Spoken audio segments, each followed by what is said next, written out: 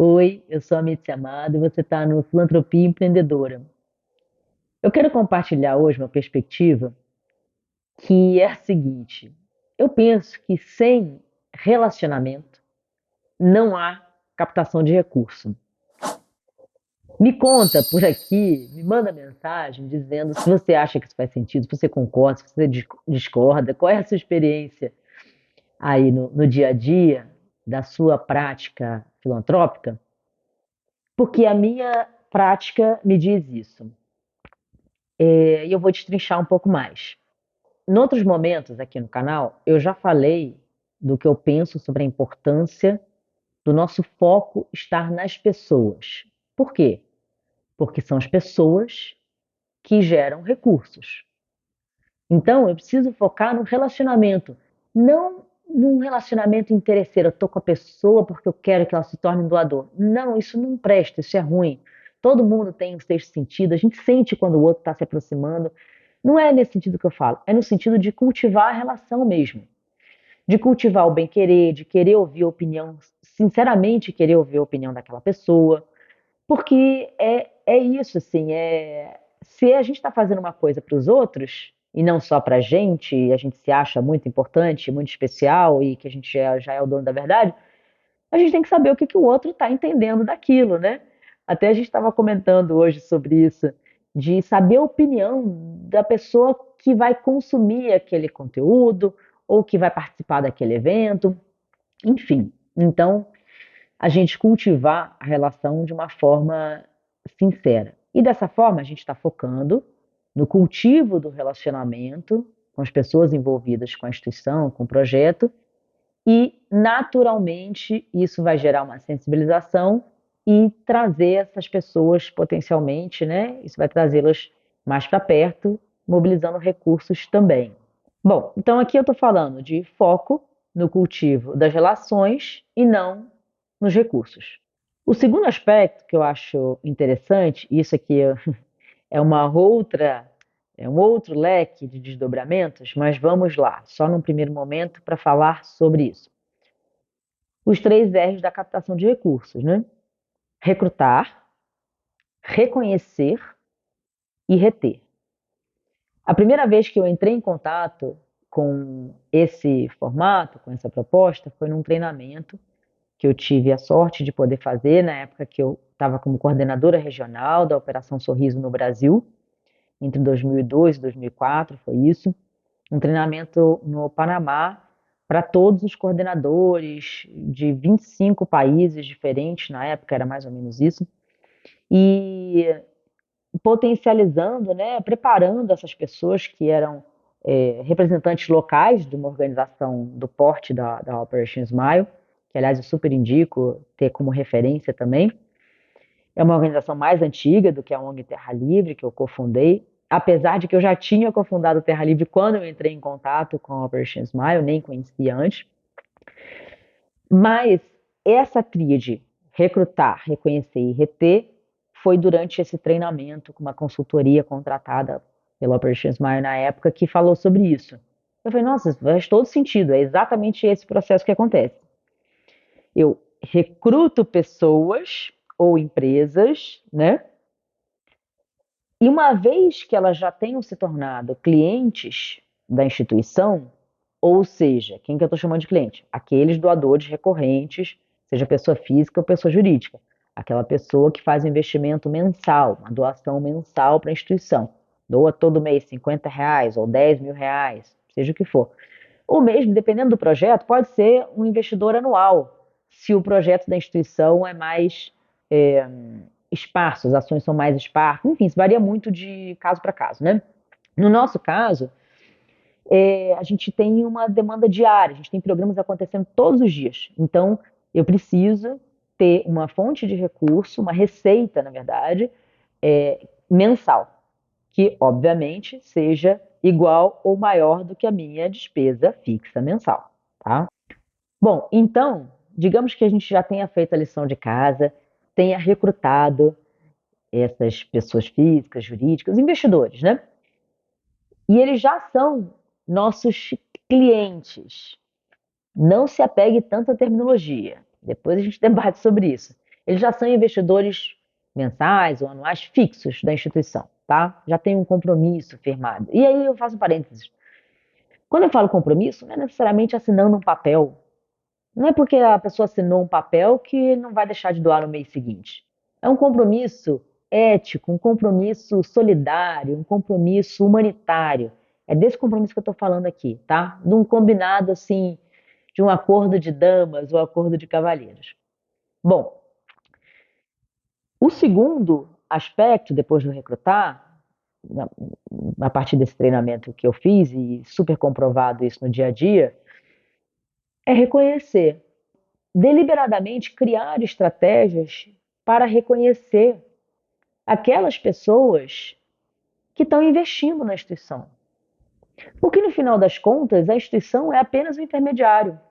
O que a gente entrega em termos de impacto social não aconteceria, ou aconteceria em menor medida, sem esses investidores, sem esses doadores, sem esses patrocinadores, sem esses clientes, para abrir uma gama de um cardápio de possibilidades de vocabulário nesse sentido. Qualquer que seja o nome que a gente utilize, tá? Eu preciso reconhecer. E aí eu tenho que se reinventar. É certificado, placa, é espaço nas redes sociais da instituição, as contrapartidas. Mas chega uma hora, por exemplo, a gente tem parceiros na instituição, no Terra Livre, que estão há 20 anos. São parceiros do Terra Livre que hoje têm 25 anos de idade. Gente, o que eu invento agora para esse parceiro? O que a gente cria para poder reconhecer e para que ele ou ela continue estimulado a seguir com a gente, a achar que vale a pena? Porque são tantas instituições, por que a pessoa vai escolher a nossa? Né? Qual é o nosso diferencial? Então, todos esses aspectos de a gente seguir algumas cartilhas que são básicas, mas que ainda são novas para muitas instituições. Essa cartilha é básica, mas ainda é nova, é um novo conjunto de coisas para o terceiro setor, né? E de novo, porque o terceiro setor vem muito desse lugar do amadorismo, do desejo, do amor em uma cabana basta. E com o tempo a gente vai vendo que é preciso criar uma estrutura se a gente quer que a instituição tenha vida longa, né? No caso da ONG Terra Livre, não é uma instituição grande. A gente atende 100 crianças, cerca de 100 crianças, varia um pouco menos, um pouco mais, criança sai, criança entra. Mas o nosso dia a dia é em torno de 100 crianças. Você vai dizer, amigo, você está gravando esse conteúdo todo, você tem uma instituição que atende só 100 crianças? Quanto é que custa você mudar a vida de 100 pessoas que estão lá agora? Né? O histórico nosso, a gente já passou pela vida de mais de 30 mil crianças e adolescentes que já fizeram parte dos programas, dos projetos. Em torno de 100, a gente atende de forma diária de 2009 para cá.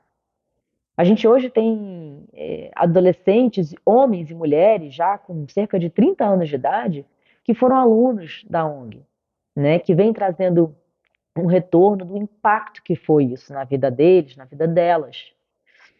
Então, para que isso tudo possa continuar acontecendo e se ampliando, é preciso a gente cumprir pelo menos esse básico, do que eu estou chamando esse básico de cartilha, recrutar, reconhecer e reter, que não é nada demais que eu estou falando, é básico, mas muitas vezes a gente se esquece do básico.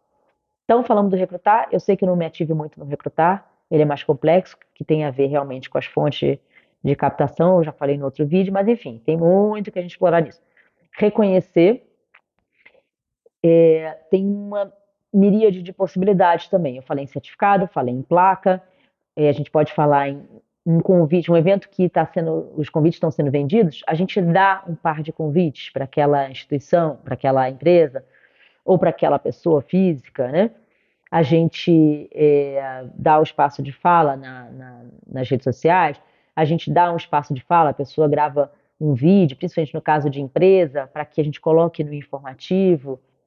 Essas são algumas das possibilidades que a gente pode pensar de estratégias para reconhecer é esse parceiro. E o reter, eu acho que é um passo além, é mais desafiador. É exatamente para esse caso que eu comentei há pouco, desse parceiro que está há muitos anos. Como é que eu faço como é que o que que eu faço para mantê-lo aqui? Então, claro, é importante reconhecer.